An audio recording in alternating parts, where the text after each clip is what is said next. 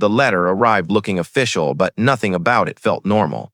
It said the HOA had voted to host their annual pool party in my private pool, without even asking me. For a moment, I thought it was a joke, because the idea was so absurd it didn't even feel real. But then, I read the next line, where they actually listed the rules I was expected to follow. No permission asked, no negotiation, just a command disguised as HOA authority. That's when it hit me. This wasn't a request. It was them taking control of my property as it belonged to them. And the worst part was how normal they made it sound, as if I had no right to question any of it. I stood there realizing this wasn't just entitlement. It was power being used as a weapon inside my own home. I knew this wouldn't end normally. The letter was still in my hand when I read it a second time, hoping I had misunderstood something. But every line only made it worse. It wasn't asking for permission, it was announcing a decision. The HOA board, apparently led by Karen, had already voted to host their private pool party at my house. Not a suggestion, not a discussion, just a done deal written in that cold, bureaucratic tone that tried to make theft sound official. They even broke it down like I was their staff. Date, time, guest list, and a full checklist of what I was expected to provide. Towels, refreshments, seating arrangements, everything. It felt less like a neighborhood association and more like someone handing me a job I never applied for. The most insulting line was the one that said non-board members would not be allowed during the event, including me, in my own backyard. That's when I saw Karen's name at the bottom. Of course, it was her. The same woman who treated every HOA rule like a personal weapon. Controlling, arrogant, and obsessed with authority, she didn't lead the board, she ruled it. And now she was using it to rewrite the boundaries of my own property as if I didn't exist. I didn't waste time after reading the letter. I walked straight over to Karen's house, still holding it, as it might somehow make more sense if I said it out loud. She opened the door before I even knocked properly, like she had been expecting me. That same rehearsed smile was already on her face, the kind that never reached her eyes. Before I could even speak, she tilted her head and said she hoped I had reviewed the arrangements. Like I was the one being managed, not the one being affected. I told her clearly that there was no way I was allowing my private pool to be used for their party. That's when her expression changed, not to surprise but irritation, like I had interrupted something already decided.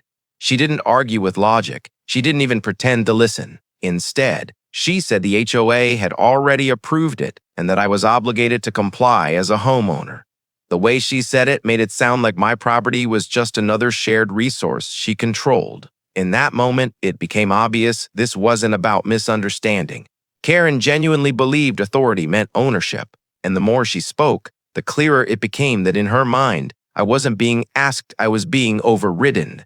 I left her house with more frustration than answers, but something about the way she spoke kept replaying in my head. It wasn't just confidence, it was certainty. Like the decision had already been made long before I ever saw that letter.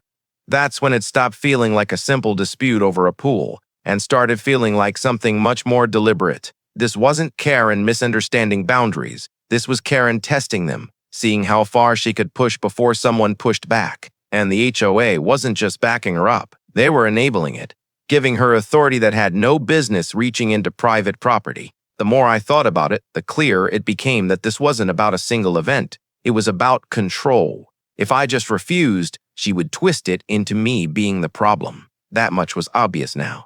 She didn't want cooperation. She wanted compliance so she could prove she had it. And if I resisted in the wrong way, she would use the same system she was abusing to paint me as the aggressor. Walking back home, my frustration started shifting into something else, something quieter, more calculated. Because at that point, I realized simple refusal wasn't going to end this. I needed something bigger. I didn't call Karen again, and I definitely didn't go back to argue. Instead, I started thinking differently, less about stopping her, and more about making sure she understood exactly what she was doing. Because at that point, it wasn't just about a pool anymore. It was about boundaries being crossed so casually that it almost felt rehearsed. That night, I reached out to my friend James. He worked in construction and had a habit of laughing at problems most people would consider impossible. When I explained the situation, there was a long pause on the call, followed by a slow laugh like he couldn't decide if I was serious. But I was, completely. We started talking through what was possible without going into obvious territory. Not destruction, not anything illegal, just controlled change. Something that would shift the environment at exactly the right moment when everything looked normal on the surface. The idea slowly started forming between us, piece by piece, like building something that only revealed its purpose at the very end. What made it worse, or maybe better, was how naturally it all came together. James had access to equipment, timing systems, and a few unconventional setups that could redirect flow in ways most people wouldn't notice until it was too late. I didn't call it revenge when I thought about it. I told myself it was a balance, a way of showing what happens when people treat someone's property like it doesn't belong to them. Because in my mind, Karen wasn't just planning a party anymore. She was walking into something she had already set in motion without realizing it. The day of the party arrived like nothing unusual was happening, which somehow made it feel even more surreal. Cars started pulling up one by one, and I watched from inside as Karen and the HOA board entered my backyard like it was a venue they had booked months in advance. No hesitation, no acknowledgement that anything about this was questionable. They were smiling, laughing, already acting as if they belonged there more than I did. They didn't greet me, not even a glance. It was like I had become part of the background in my own space. Within minutes, they had taken over the pool area, spreading out towels, drinks, and decorations, as if my property had been transformed by their approval alone. Karen was at the center of it all, giving instructions like a coordinator at some exclusive event, completely comfortable in her assumption of control. I stayed inside, watching quietly, letting everything unfold exactly how they wanted it to. The more relaxed they became, the more confident they got. Music started playing, glasses were raised, and laughter echoed through the backyard. It was almost impressive how quickly they turned someone else's space into their stage. And then the pool itself became the focus. At first, nothing looked wrong. People were swimming, floating, and talking without a care in the world. That's when I made the call. No announcement, no warning, just a simple activation from inside the house. It didn't happen all at once.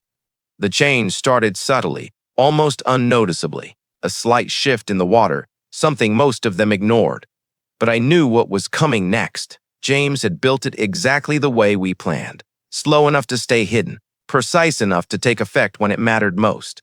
I watched as the first few guests started to pause mid-conversation. The laughter didn't stop immediately, but it softened, replaced by confusion they couldn't quite place. Something in the water was different now. And even though they didn't understand it yet, I could see the moment it started to register. And that was just the beginning. At first, it looked like nothing more than a strange discoloration, something people tried to explain away with jokes and half-laughter. But within moments, that confidence started to disappear. The water didn't just change color, it changed consistency, thickening in a way that made movement harder, slower, wrong. The kind of shift you don't fully understand until it's already affecting you. The first scream came from someone near the shallow end, then another, and suddenly the entire pool erupted into confusion. People who were laughing just seconds ago were now scrambling for the edges, slipping as the surface turned into something heavy and unrecognizable. The music was still playing, but it felt distant now, like it belonged to a different moment entirely. Karen tried to stay composed at first. She was still giving orders, still insisting everything was under control, but her voice was cracking now. And then, the moment she tried to move through it, she realized she couldn't pretend anymore. The situation wasn't just awkward, it was humiliating. Neighbors started gathering at the fence, drawn by the noise. Phones came out almost instantly. Laughter broke through from outside the yard, mixing with the panic inside it. The contrast was impossible to ignore inside. Chaos and shouting. Outside, disbelief and recording cameras. Karen's control disappeared completely when she slipped and fell, covered in what was now clearly not just water. The sight alone was enough to shift the entire energy of the moment. Everything she had tried to project authority, dominance, confidence, collapsed right there in front of everyone watching. And for the first time, the party didn't feel like it belonged to her at all. The police arrived just as everything reached its peak of chaos. Karen rushed toward them, trying to speak over everyone at once, insisting she was the victim and that I had sabotaged an authorized HOA event. But the moment the officers looked around, the story didn't hold up the way she expected. Neighbors immediately stepped in, explaining everything clearly. The letter, the lack of permission, the fact that this was private property. Phones were already out, showing recordings that contradicted every claim she made. The more she talked, the more the situation unraveled in real time. The officers turned their attention back to Karen, and the tone shifted completely. What she thought was authority was now just accountability catching up. The HOA board went silent, and for the first time, Karen had no control over the narrative she created. By the end, it wasn't her party anymore, and it definitely wasn't her victory.